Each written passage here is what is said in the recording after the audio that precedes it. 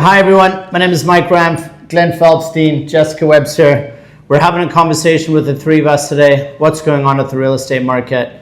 We're three realtors with Engel Völkers in Vancouver with the next door team. So Jess, how are you finding the market? Well, I would say that the market is quite interesting right now. I've been finding that, like we've experienced, there are some listings that sort of like just stay there and we show them, but we don't really get like anything moving, and then others that just quickly go away and we're getting multiples on them. And I'm with buyers that have been competing in offers, which I went into multiples on Sunday, which was just goes to show that things are still moving. And was it on the market for a while? It had been on the market this was the second weekend of opens. Okay. Yeah. Okay, so 2 weeks. Yeah, so my clients saw it on the first weekend. They decided to think about it a little bit, and then they saw it again. And when we saw it again, the realtor let us know that they had just received the first offer. No one. Yeah. Great. How about you, Glennie? Well, yeah, I mean, there's definitely two things that seem to be going on. Some properties are selling quickly and they're selling in multiples, and other properties are sitting on the market for a while. So, you know, what's a while these days? You know, like in the past 2 weeks, 3 weeks on the market, like that was kind of a long time. Now a month is pretty normal. So what's selling and what isn't selling? Right, and we were having this conversation a little bit earlier. So it seems as though anything entry level, your entry level 1 bedroom, 2 bedroom, townhouse, single family home, if they're in good shape and well maintained and looked good and staged even, those, and priced well, of course, those seem to be selling relatively quickly, like within 30 days. The things that aren't selling are more your unique properties, luxury properties, something with a substantial renovation that elevates it from its neighbors, so to speak. Those are just taking a little bit longer to sell, but they are moving. Yeah, it's funny. It's that we look at buyers in the sense of mature versus new. So a new buyer is obviously someone that just started their search, or a mature buyer that's been in the market for a while. Like I've got a mature buyer that's 2 years in the hunt. And then we've got new buyers that just started last week. We got a call from a referral from Ottawa, and they came out last week. We had a look at, so they would be a new buyer. They just started looking, they're getting transferred, so they're looking for a place in August. And we went to see probably 15 homes, and this is in the $2.5 to $3.5 million price range. And then we went to see something, it was a little bit outside of their price range, but it fit the mold, it was perfect for them. It had been on the market for a couple of months, and there were 2 mature buyers that liked the property. We decided to write an offer. It sparked multiples, so by the end of the day, we had 3 offers. Mm-hmm. So that was a property that's been on the market for 2 months and finally went into multiples. Right. So they didn't reduce the price, they kept their price consistent, they continued to do showings, and it sold. And they got the price that they wanted to because it was really close to asking in the $3 million price range. And then you look at our King Edward listing, entry level, that sold multiple offers 1 week.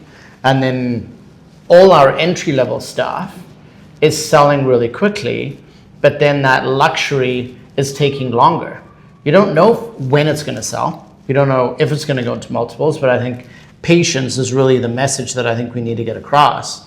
Is there are buyers, they're just cautious. There's no that level of motivation that we're used to when if a property is stuck on the market for 2 weeks, and by day 15, if it hadn't sold, there's something wrong with it. Like your buyers wouldn't even go see it.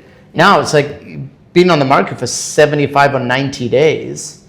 My instant reaction isn't, oh no, there's something wrong with it. No, we should definitely go see it. The disadvantage is, like if you do that search on MLS for, like let's say a 2-bedroom downtown between 800 and $1 million, you've got 200 listings to shift through. So there's a lot of inventory. So now those buyers, I think you've got lots of options, but if you read the stats, the markets where buyers have been dreaming, there's time for you to go and take a slow decision to get into something. You can have your parents come and have a look at it. Interest rates are reasonable, but where are they? Where are the buyers? Yeah. Like we've got all the inventory in the world right now, but we're the buyers. What it looks from what you're saying is that buyers are there sort of like waiting behind like the sidelines and are like, they know they want something, but they're sort of like waiting for the confirmation of someone else coming in to move. So I guess, the market is in a much more idyllic space for buyers, but I also think that buyers need to understand that if they do see something they like, they should probably act sooner rather than later to avoid going into a multiple offer situation and just waiting until someone else comes in, because they're losing that advantage. Yeah. Well, case in point. Well, your clients, the multiple offer last week. I mean, they acted pretty quick. I think it was more of a scheduling type thing, but with your buyers triggering the multiple. How long ago did those buyers see the property? So it's months ago. Yeah, so it's definitely there was a time not too long ago where our buyer clients were saying there's nothing out there. Well, that's certainly not the case now. So I think just to highlight or put an exclamation point on what we're saying is you have a lot to choose from. You don't have to rush into anything. But if you see something compelling that you're truly interested in, don't drag your feet on it. Think quick, and especially if you've been looking for a long time, you should know what you like. So if you're not moving forward on something when you see it, then what else is getting in the way? Like, what other information do you need? Like, is there anything else holding up your decision apart from just the property? Is there something else going on? So make sure you're having those kinds of conversations as well. Should we shift over to a little bit about what our clients are offering compared to asking prices and what we're seeing on our listings? I mean, sometimes clients ask me, like, are we offering 5% below, 2% below, 10% below? And of course it all depends, because an asking price is not the actual value of a home. It could be worth less than the asking price. It could be worth more than the asking price.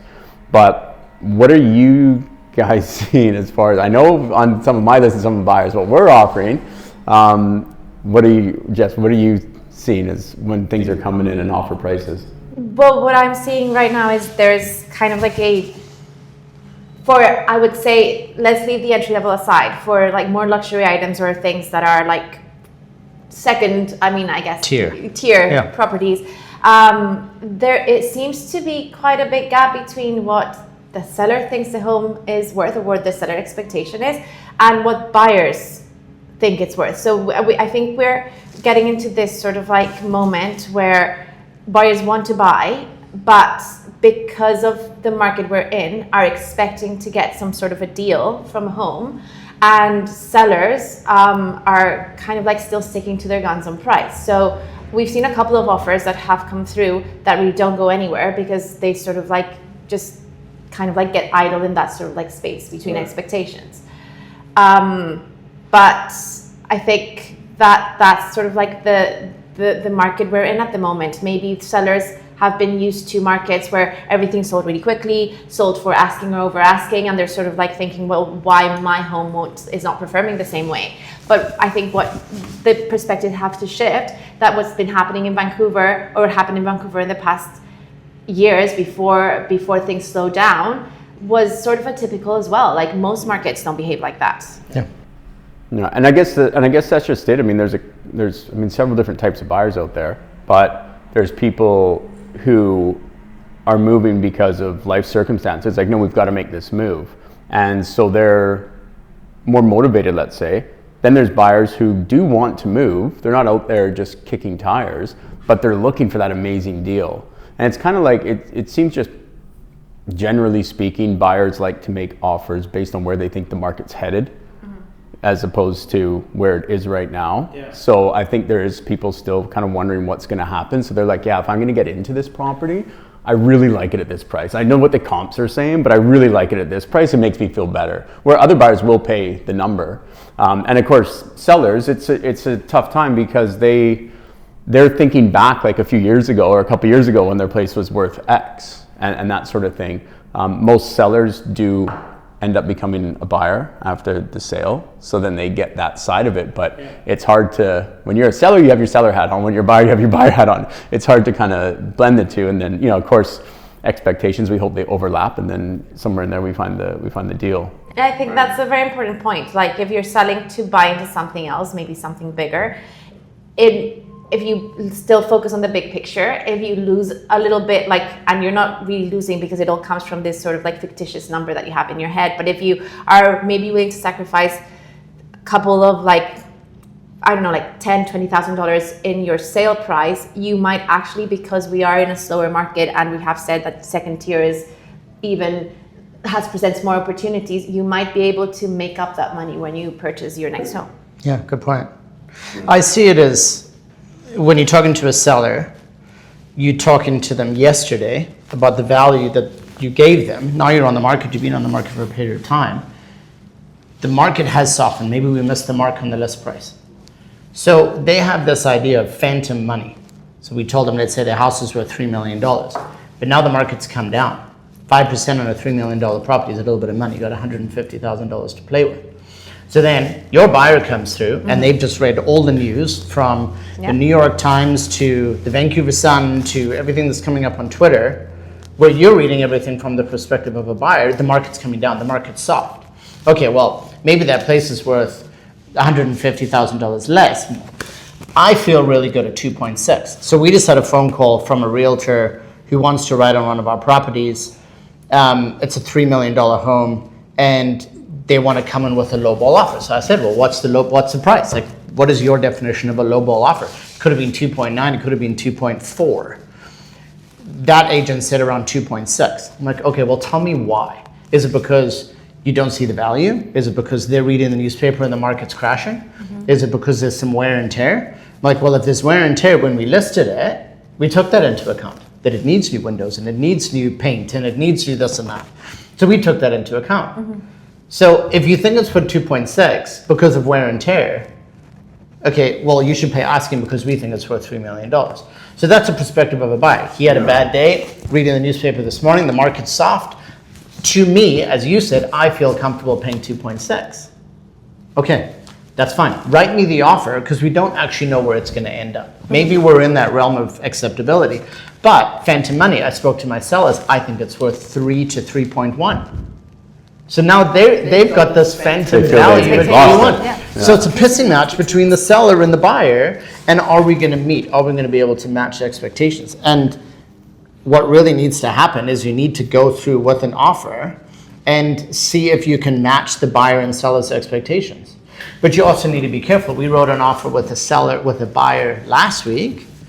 We got to a stalemate of about $75,000 between the buyer and the seller's expectation. The buyer walked, the seller walked. The buyers, our clients, wrote a lease agreement. So now they're going to rent a property until they find the right property. Their motivation is just dropped. So the seller ended up calling me, or the seller's agent, 2 days later, saying, you know what? My sellers have come, the reality's being checked. Are your buyers still a buyer? And I call my clients, I'm like, you guys still interested? And they're like, no, we're not. So now that seller is SOL. They don't have a buyer anymore.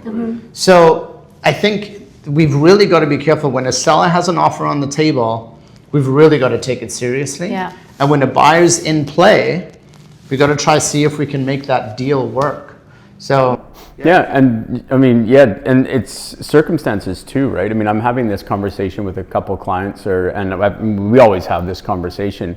But when an offer comes in and if it's lower than what we expected, of course, say we get the buyer up to the most they're willing to pay for it, then it's kind of in that range of like, oh, that's lower than what we thought. But then the question is like, okay, well, how long have we been on the market? How many showings have we had? How many other offers, if any, have we had? Where have those been? We take all the data into consideration and say, look, at the end of the day, if you sell the property for this number, can you continue on with your plans, whatever they may be?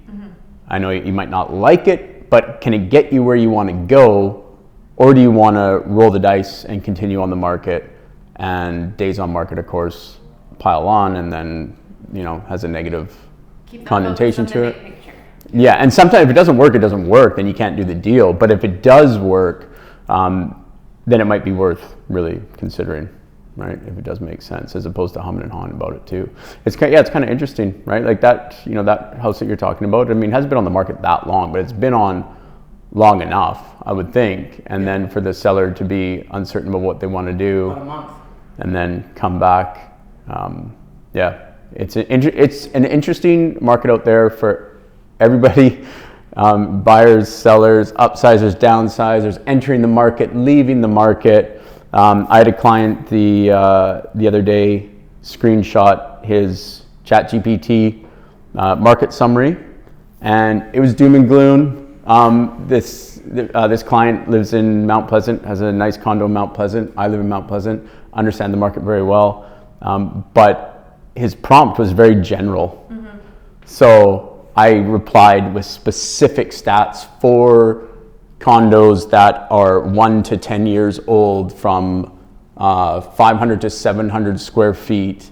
And I sent the stats based on that, and it was very different than what ChatGPT said generally about the market.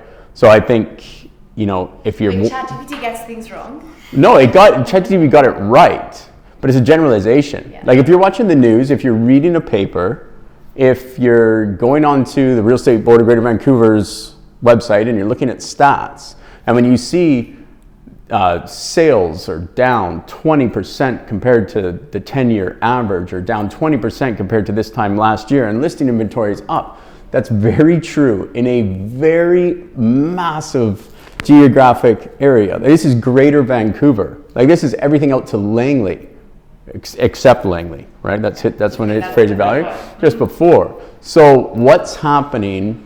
So here's just the tidbit of advice. Find out what exactly is happening in your local market, your property type, your exact neighborhood, and your price range, price point, price band. And then you'll have a good idea of what's going on, right? And if you just want general information because you're not thinking about buying or selling, then read the paper. That's fine. Yeah. And we can help with that. Like if you got a buyer looking for an entry-level condo in Kits, it's going to be very different to a waterfront property in Point Grey. Yeah. It's very, very different. We just listed a 1-bedroom and a den on 12th Avenue for $775. Mm-hmm. It's a 1-bedroom and a den. It was listed by 5 o'clock. We had 2 showing requests by 6:30 p.m. So when you've and got 3 more, so there's 5. It hasn't been on the market for 24 hours, and we've got 5 showing requests, and it's a 1-bedroom and a den. Now there was another 1-bedroom, no den in the building, similar price. They didn't get 1 showing in the month and a half that they were on the market. Yeah. So there's the difference. Same building, same exposure, 2 floors difference. Similar price, 1-bedroom to a 1-bedroom and a den. Right. We got 5 showing requests in 24 hours versus none in a month and a half. That's how nuanced it can be. Yeah, 100%. I think it's call us, chat with us, find out exactly what you're looking for. Are you thinking of buying and selling? What sort of market? And we can give you all that information. Good. Cool. Good. That was good. Thanks for joining us. Conversation with Glenn, Jessica, and Mike. I hope you have a wonderful day, and feel free to reach out to us anytime. We're happy to chat real estate or dogs. I like cats. Chat about it all.